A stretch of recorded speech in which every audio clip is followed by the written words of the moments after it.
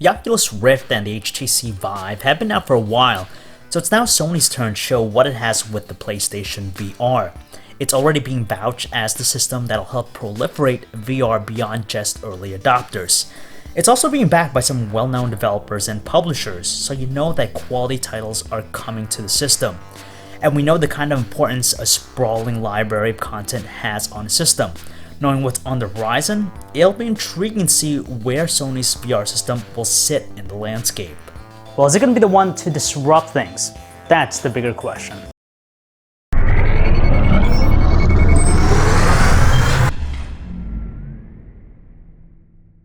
The design is almost perfect, rivaling the straightforward approach we get from the Oculus Rift. First of all, it's by far the easiest to adjust because rather than relying on Velcro straps, Sony ingeniously uses a sliding method to offer a quicker, more hassle-free way of strapping it on. It's simple, easy, and quick. Another striking characteristic of the PSVR is its futuristic, sci-fi looking design, which is the complete opposite of what we get from the Oculus Rift or the HTC Vive. It's definitely more inviting to wear, partly because of how its mostly black and white chassis is complemented by the glowing sections found throughout the headset. When it's on, we do like how it feels comfortable to wear over a period of time, despite the fact that it's indeed heavier than both the Rift and Vive. We even like how there are added cutouts around the nose section that help to mitigate the amount of ambient light that comes into the display area. The design is almost flawless, with the exception of how audio is still delivered through a separate connection. While it's still less of a pain to use the in-ear headphones that come included, we prefer swapping them out for a pair that goes over the ear. Plus, the in-ear ones from Sony sound just a little bit muted. We gotta applaud Sony because for once, this VR headset looks like an actual finished product. Setting it up is a fairly simple affair once it's all said and done.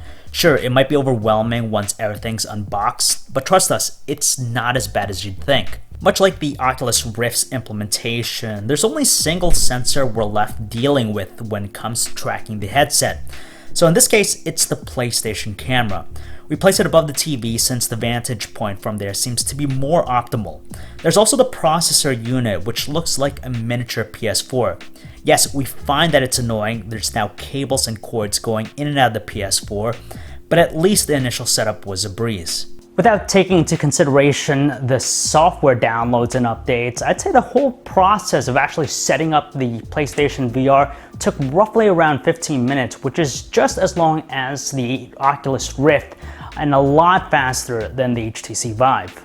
Unlike the two other VR systems, the PSVR opts for just a single display, so that's a 5.7-inch OLED panel with a resolution of 1920 by 1080 pixels. That essentially means 960 by 1080 pixels per eye. Now versus the competition, it's indeed a lower resolution, so you'd think it would impact the experience. It also has a narrower field of view, 100 degrees versus the Rift and Vive's 110 degree coverage.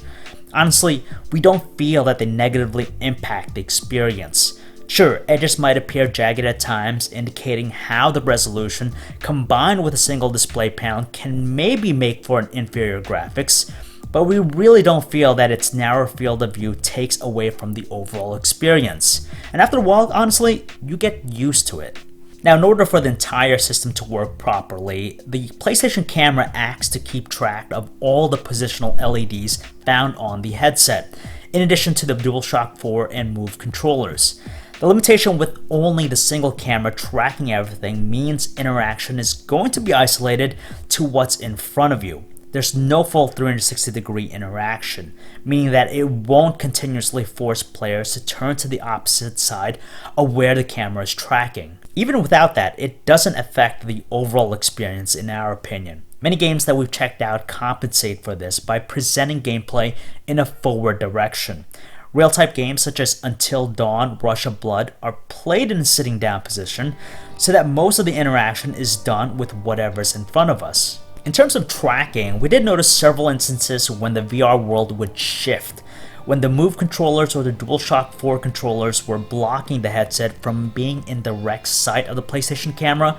We noticed that slight shift in the VR world. It can be caused by the amount of ambient light in the room, especially bright sources behind us in the playing area, so it's probably best to turn them off completely. Okay, so besides some of those tracking issues, the PSVR for the most part paints the same convincing experience as the Rift.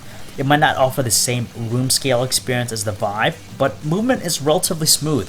Those who are more prone to sickness will probably want to take frequent breaks, seeing that some of the jarring motion can have an adverse effect on the mind. Well, right now I gotta say that I'm pretty satisfied with the PlayStation VR's experience, especially being a newcomer into the space. And when you add in the fact that you have some sort of interaction in that VR world thanks to the Move controllers, it really helps to immerse you in the experience. Included with the PS VR launch bundle is VR Worlds, which consists of 5 different VR experiences. Games like VR Luge and Danger Ball are pretty reserved and a bit repetitive over time, since they mostly rely on head movements. For that 360-degree experience, Ocean Descent does a decent job of simulating what's it like to take a trip to the bottom of the ocean floor. Again, it's mainly a headset-only affair, showing off the smooth tracking of the system. Moving on to Scavenger's Odyssey, which is set in a cockpit, it has us piloting the spacecraft while exploring this alien ship. There's a lot of movement, as you can imagine, much like any other space shooter, so it's really imperative to take necessary breaks to lessen the VR sickness. And finally, the London heist has us in the role of a robber, as we steal a diamond and drive in a getaway van. It demonstrates the full extent of the PSVR's capabilities, as we get the chance to interact with many things in the game. From handling weapons to opening the passenger door to see what's behind us, the action is non-stop in this one. Already, Sony has some top-rated developers and publishers behind its back to ensure that the PSVR won't go unnoticed. While video games are generally lauded for their stories, gameplay mechanics, and graphics, they're going to be evolved with the introduction of VR. Gamers are no longer just sitting back and enjoying the experience on their television sets, but rather they become part of the action by being transported into the actual game. The PlayStation VR costs $400 or $500 for the launch bundle.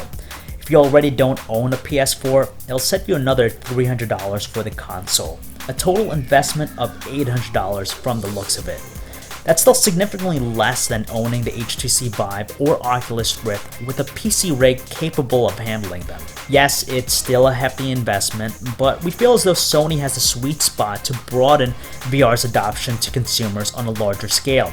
Out the gate, the PSVR offers just as much fun as the Oculus Rift when it launched several months ago. It's also being backed by a healthy selection of titles right from the beginning, with more to come in the near future. There's competition already on the horizon, which will force Sony's system to evolve faster.